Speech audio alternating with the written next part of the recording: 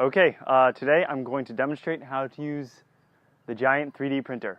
So the first thing you have to do is follow me, come to the office and switch on the uninterrupted power supply, or UPS. I'm not actually sure that uninterrupted is what the U in UPS stands for, but so back here is the UPS.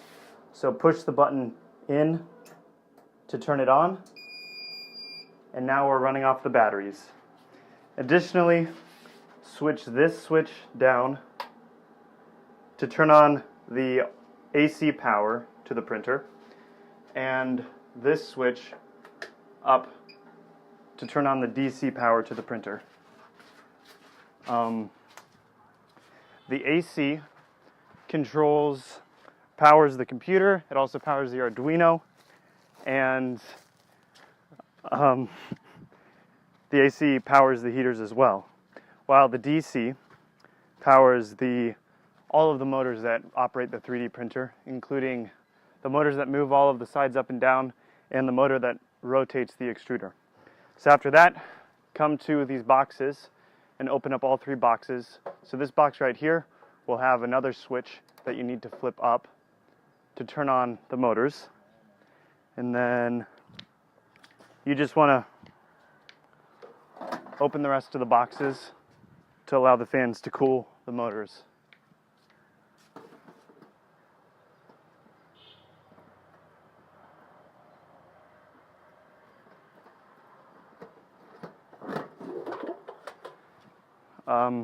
Finally, the last switch to flip is this one. Flip it up, and then that allows the AC power to go into this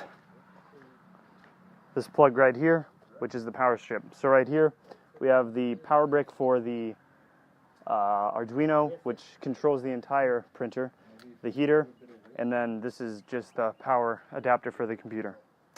So once all the power is on, we can turn on the computer and begin printing.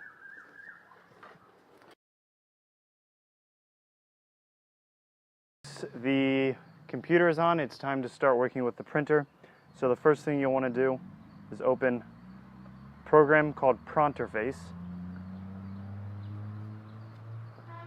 So you want to ensure that the Arduino is connected via USB to your computer, and then open Pronterface, ensure that the proper port is selected, and then you can push connect.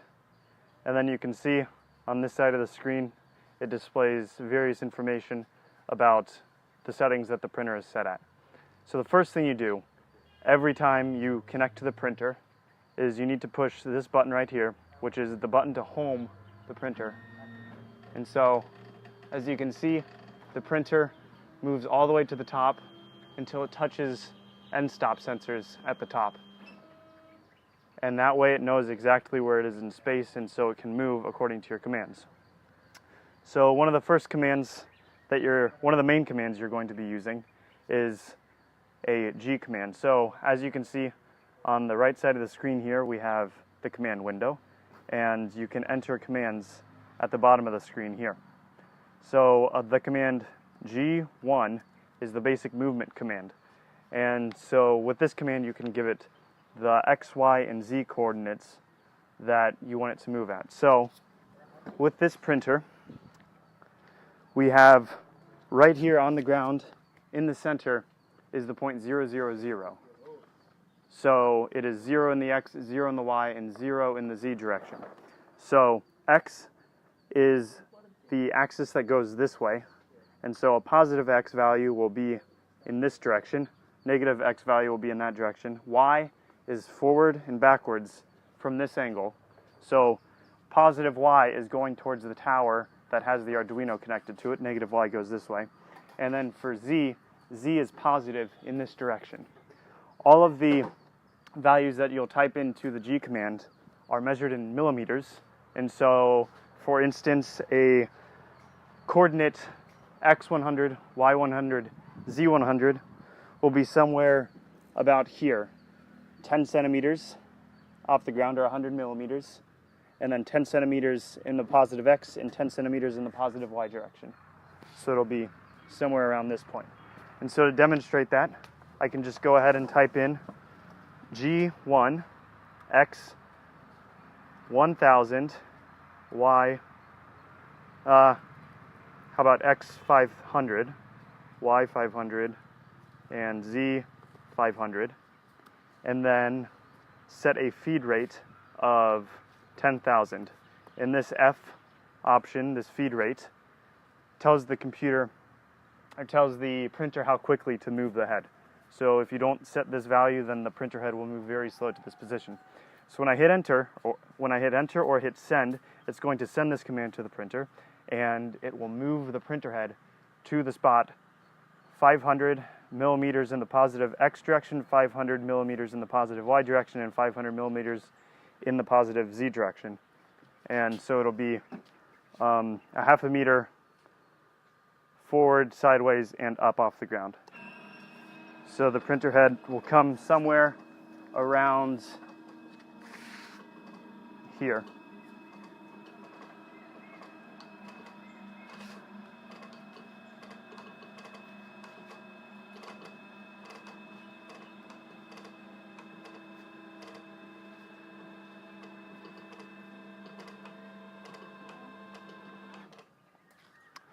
Now, let's say, for instance, that we are interested in moving the printer head towards the center, or moving the printer head to the center in X and Y direction, but we want to leave it at the same Z direction. In this case, since the Z position is already set, we can get rid of that, and it will not change the Z value.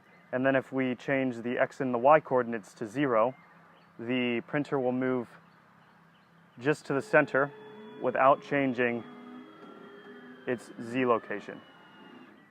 And then likewise, we can enter a new Z command. How about Z1000 to move 1 meter off the ground?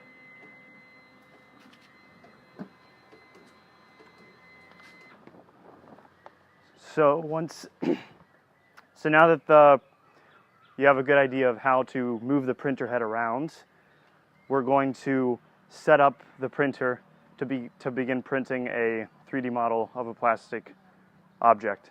And so the first thing you need to do is select the bed. Today we're going to be using this wooden bed with ABS slurry painted on it. And so with this surface, what you have to keep in mind is that by default, the printer has its Z value of 0 on the surface of the concrete floor. So if we just run the printer or tell it to go to a Z value of 0, it'll try to smash through this head right here, or this bed right here. So what we need to do next is figure out exactly which Z value, or how high off the ground the printer bed is. So what I typically do for this is just using my eyes, I look at how high it seems to be. That looks roughly 5 or 6 centimeters off the ground. So just to be safe, I will send the printer head to a height of 80 millimeters, for instance. So the printer head's going to move down.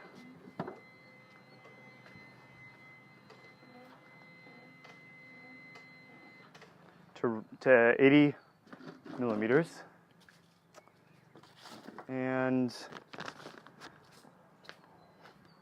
you need a piece of paper to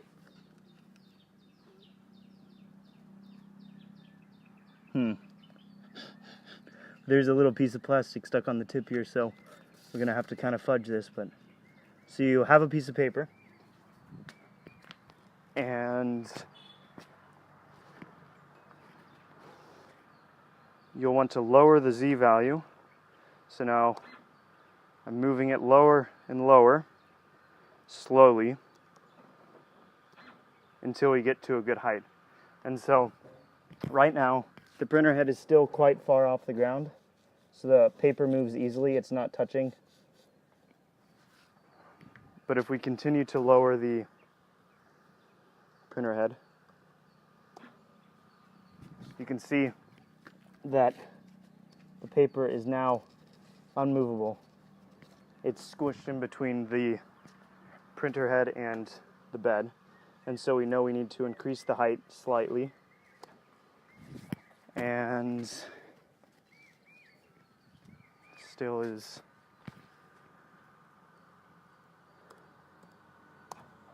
so we increase the height a little bit more, and look at that, we found a pretty good height where there's some resistance with the paper movement, but it still is able to move.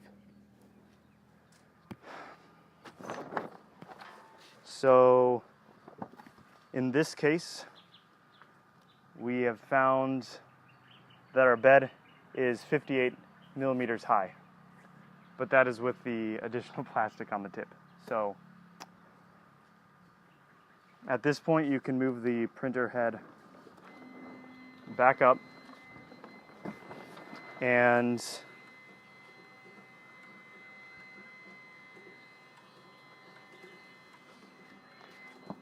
then we will begin heating it. So today we're using polyethylene plastic in the printer head, and the temperature that we've determined to work pretty well with it is 160 degrees Celsius, and so we can set the heater to that temperature in printer face and push set. Now you can see on this graph right here, the temperature, the target temperature is marked in dark blue, and the actual temperature, as given by the temperature sensor on the head, is in light blue. And then additionally, the temperature indicated, the actual temperature is indicated here with the target temperature indicated here. And so the heater is going to begin heating up the extrusion chamber.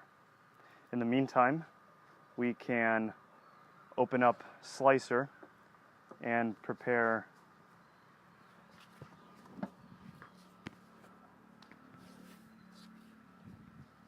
the G-code for the printer to be able to print our object. So with Slicer open, you go to Add, and here's a directory that contains many different 3D models of different objects, and these are all saved in the .stl format. And so this is a format that Slicer is able to work with. This format just describes an object in 3D space, a 3D model essentially. And so when you open that in Slicer, it opens the object, and then you can see the object in this 3D space. And so the z-axis is the blue going up and down, the x-axis is the red, and then the y-axis is the green. So this is a bowl, but as you can see, it's on its side, and we would want to print it with the bowl or the bottom of the bowl on the ground. So what we're going to do is right click on it, select rotate, and then rotate it perhaps 90 degrees.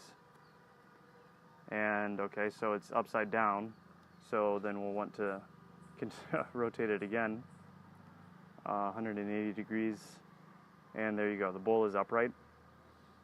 Since our printer area is centered on 0, 0, 0, and it's round, we want to center the bowl as it is right here. So now we have our bowl placed in 3D space in the Slicer program. At this point, you can adjust different settings within Slicer. So print settings, filament settings, and printer settings.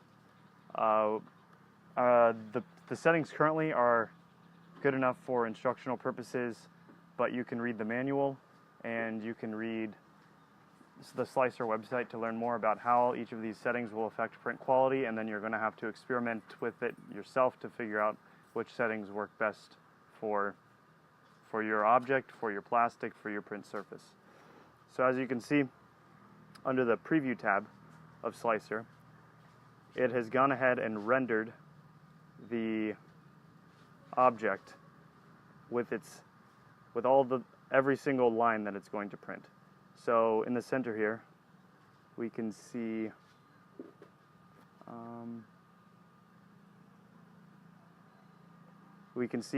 the bottom layer with all of the layers.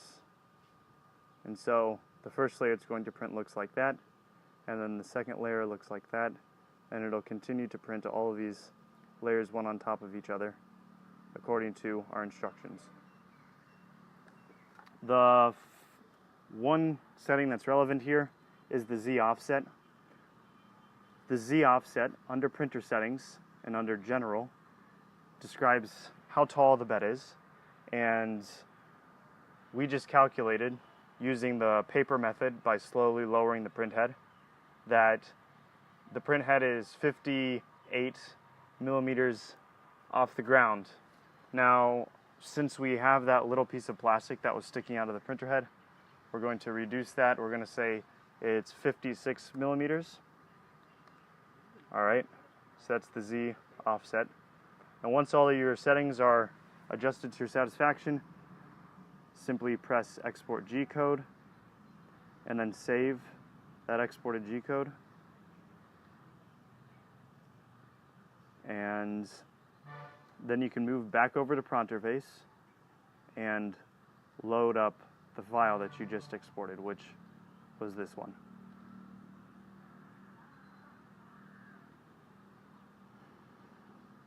So as you can see, we have a preview of the object. This is in this point right here is x equals 0, y equals 0. And so it looks like it's off center, but it's actually exactly where it's supposed to be. And then you can rotate the object as well just to see what it looks like. Now our temperature right now is at 148 degrees, and we want it to get to 160, so we're going to wait just another moment for it to reach the proper temperature. Okay, so the temperature is now over 160. Our target is 160. The heaters are going to typically overshoot. That's common and okay. So now that we've reached the temperature that we are interested in, we are going to extrude some plastic. So these two numbers right here, the length and the speed, indicate how quickly we'll extrude the plastic based upon when we push this extrude button right here in Pronterface. So I'm going to set the speed to extrude 300 millimeters per minute and set the length to 100 millimeters.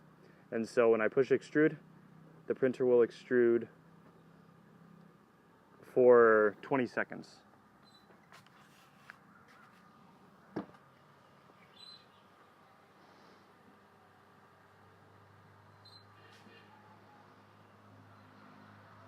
What you want to happen is to just have a smooth flow, even flow of plastic, and it looks like that's what's happening now.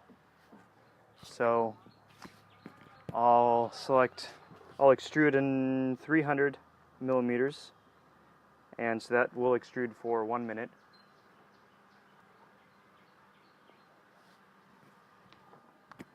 And you can see up top here, the motor is spinning, and so that just indicates the extrusion that's happening.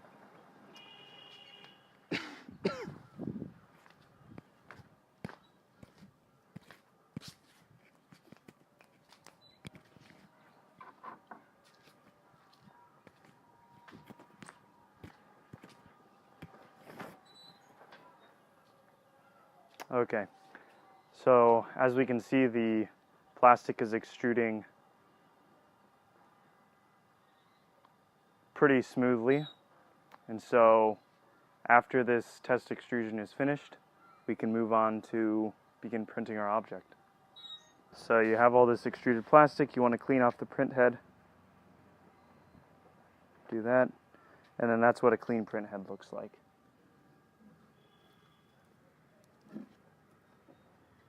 Now, it's time to print. We're in Pronterface. We have already loaded the object. You can see it has various information about the print, including the X and the Y range and the Z range, and then the estimated time that it'll take to print the object. In this case, it says 2.5 hours. And we can go ahead and print now that everything is running smoothly. So you just push the print button and the print begins.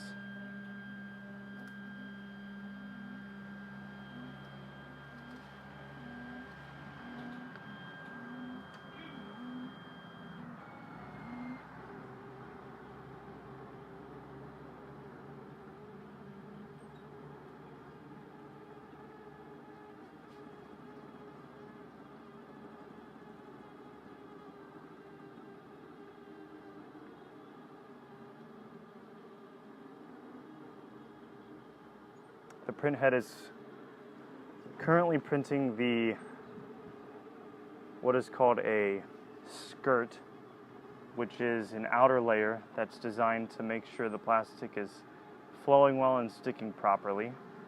And it seems the skirt is not sticking very well. So we'll see if its next attempt at a brim sticks better. It does not. And so that means we need to adjust some settings to improve the print. So within Pronterface, while it's printing, you can push the pause button and the print will pause. And then I typically like to lift the print head off the ground by sending this G1 Z1200 F10000, and then we're going to go back to Slicer to adjust the print settings. So what seemed to be happening there, based upon what I was seeing, is that the print head was a little bit too high off the ground when it was laying down the plastic, so it was not getting attached to the print bed and sticking. So what we are going to do is lower the Z offset so the print head goes closer to the surface of the bed. So we're going to lower that from 56 to 55 millimeters and go back, export the G code again, same name as last time. Yes, I want to replace. And now it's got the G code exported, and we're going to load the file again in Pronterface.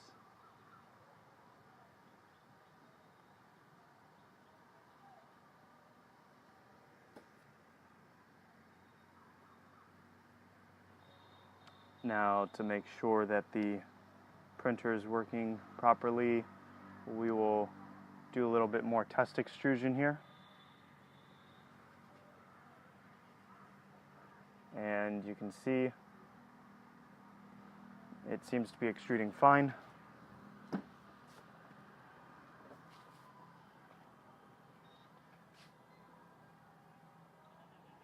So clean off that print head. And we will go ahead and print.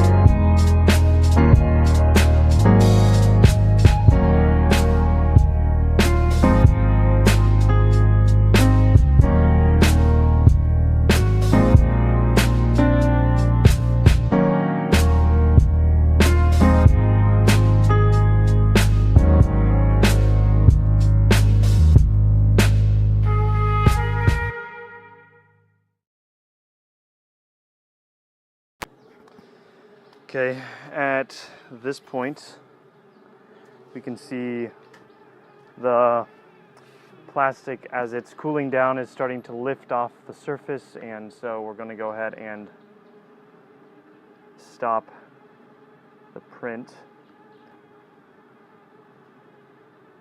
So go back to pronter face, stop the print, lift it up, and this is what we're left with.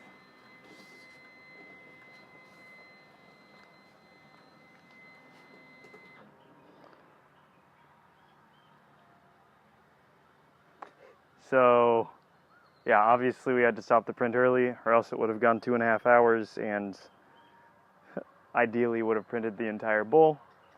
But it's up to you, future researcher, to figure out the plastic and the bed and all of the different settings that are required to get a good print. Final few things to let you know about.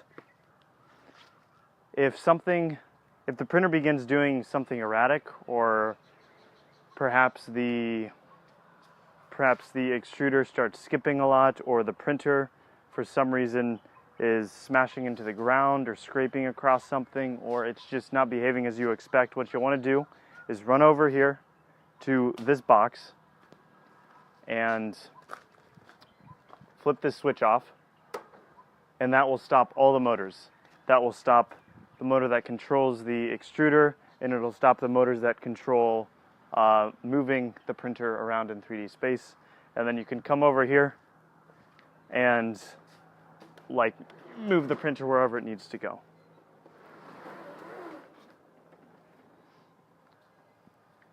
So if you want to reprogram the Arduino to change options and configuration settings of the printer, then here's how you do it. So you'll navigate to the folder that has the Marlin firmware, and right now we have it stored here under 3D printer and under Marlin. And you want to open up the marlin.ini file. And so what that will do is open up the Arduino IDE and open up all the relevant files. And within the Arduino IDE, you will be able to reprogram the Arduino. So, okay, now the Arduino IDE is open, and what you can see in the top here is tabs that correspond to different files, and the two that you're going to be using the most are this configuration and configuration advanced, primarily just this configuration file, configuration.h. So you can scroll through this configuration file, and it's pretty straightforward. It has a very good documentation and comments that explain the various settings that you'll encounter and that you might want to change.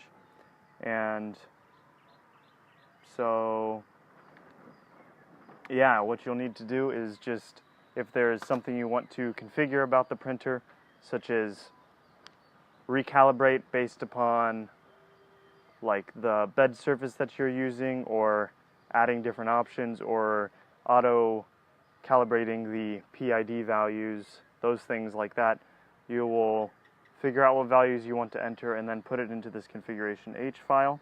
And to program it, you'll want to make sure that under tools the board is selected properly. We have a Mega 2560 processor, same thing, and the port is, in our case, COM11, and may be different on your computer. And then ensure that pronter face is disconnected from the printer, because if it's connected to the printer, then that communication channel is already taken up and it will not be able to upload properly.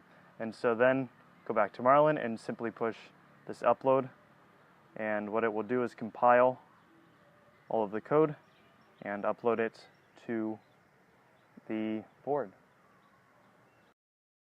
So it's currently uploading at this point, and in a moment hopefully it'll upload without any errors. Done uploading, great.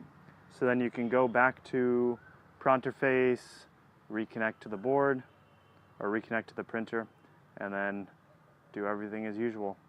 starting with homing it.